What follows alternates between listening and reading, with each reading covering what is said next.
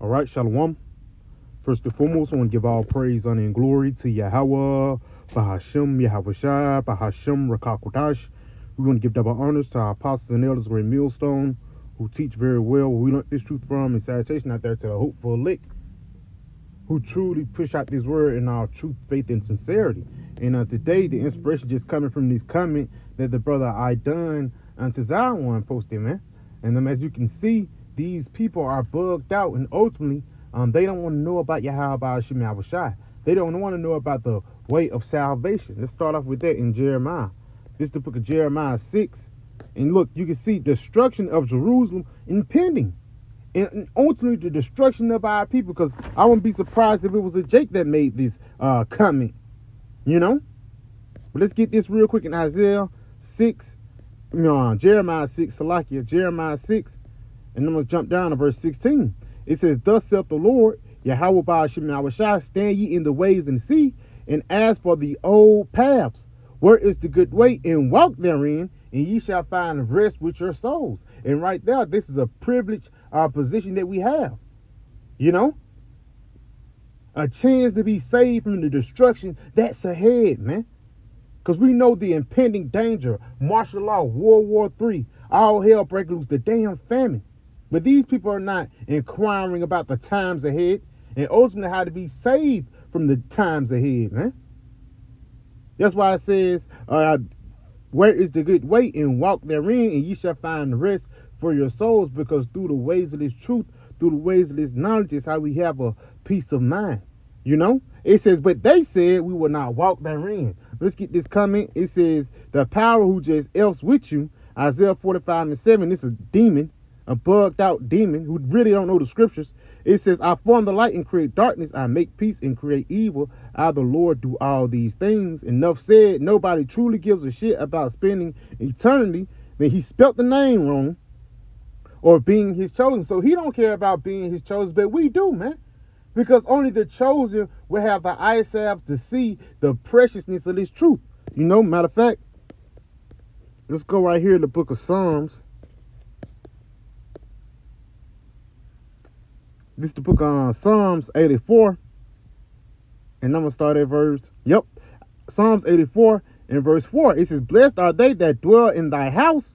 They will be still praising thee. Yes, because the ones who will be in the temple or the house of Yahweh Shem Yahushai will be preserved. It tells that in the book of Psalms, the 91st chapter. Let me get that real quick before I jump back to Psalms 84.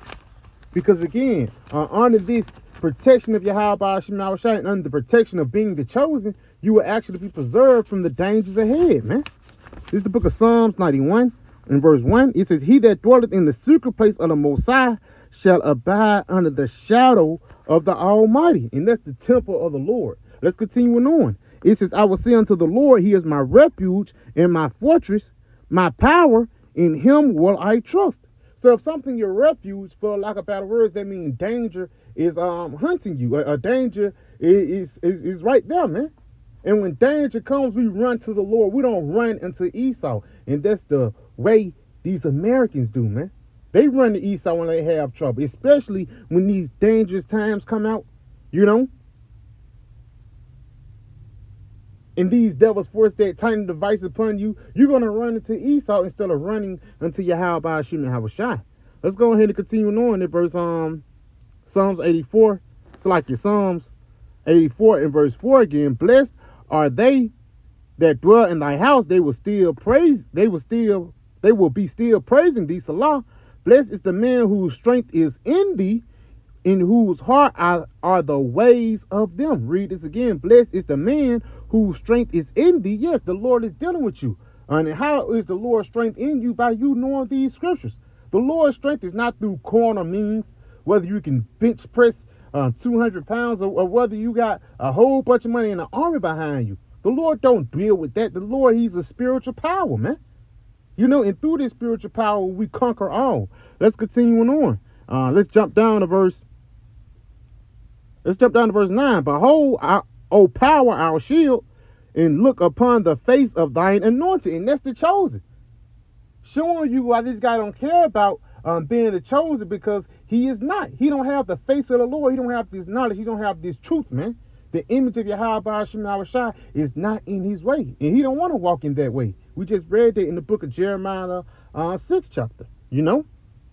But it says, behold, O power Yahweh Shai, our shield, and look upon the face of thine anointed, for a day in thy courts is better than 1,000. I had rather been a doorkeeper in the house of my power than to dwell in the tents of wickedness. Yes, in this King David basically he'd rather be a doorkeeper, man.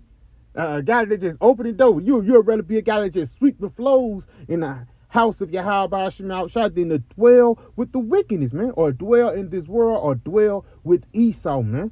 And that's why Yahweh Shai said, choose ye this day life or death, man. Choose ye life that you may live. And the part of you choosing life is choosing this word. Ultimately, this guy said he don't care about being the chosen. But here you go putting the precept on the damn comment board, man. Even though he's a scoffer, still, at the end of the day, Yahweh Shai set him up just to do that, man. Just to mark himself. And ultimately just so he can come out and say he don't want to be a part of that righteous number. He don't want to have salvation. And he don't want to dwell with the Lord forever, man. Not knowing when Yahweh Shai come, it tells you that it will be no more tears, no more crying, no more pain, even no more death, man. But the reason why he didn't want to be a part of that chosen or spend eternity with the Lord is because ultimately he loved death, man. You know, that's why, let's get this real quick in the book of Proverbs. It's the book of Proverbs 8. And I'm going to jump down to verse 35. Salakia, 34. It says, 33, Salakia. It says, hear instruction and be wise and refuse it not. For you scoffing as you refusing it. Blessed is the man that heareth me, watching daily at my gates, waiting at the post of my doors. Let's look at this word blessed. Word blessed, Strong's H834. Happiness, blessedness. Let's jump down. Let's get the root word, H3333. To go straight, walk, go on, advance, make progress. To be said and writing, you know, lead to advance, lead on, be made happy, be made blessed. Let's see if it's a little more. If this word right here is Asher, let's continue on. It says, to go for, honor, prosper. So a part of you leaning upon Yahweh Shai and entering into the gates in that temple is a part of you prospering. And you're not going to prosper in the flesh, but you're going to prosper in the spirit. Let's read this again. Blessed is the man that heareth me, watching daily at my gates, waiting at the post of my doors. For whoso findeth me findeth life. You find this truth, you find life, and shall obtain favor of the Lord. Yes, favor in the time when death is all around, man. It says, but he that sinneth against me wrongeth his own soul. All they that hate me love death. So a part of you not wanting to spend eternity with Yahweh Shai is a part of you loving death, man. You know? Because again, in this temple is protection. Let's get this real quick in the book of Psalms 27. And let's start at verse 1. The Lord is my light and my salvation. Whom shall I fear? The Lord is the strength of my life. Of whom shall I be afraid? Because with Yahweh Shai, the battle is already won.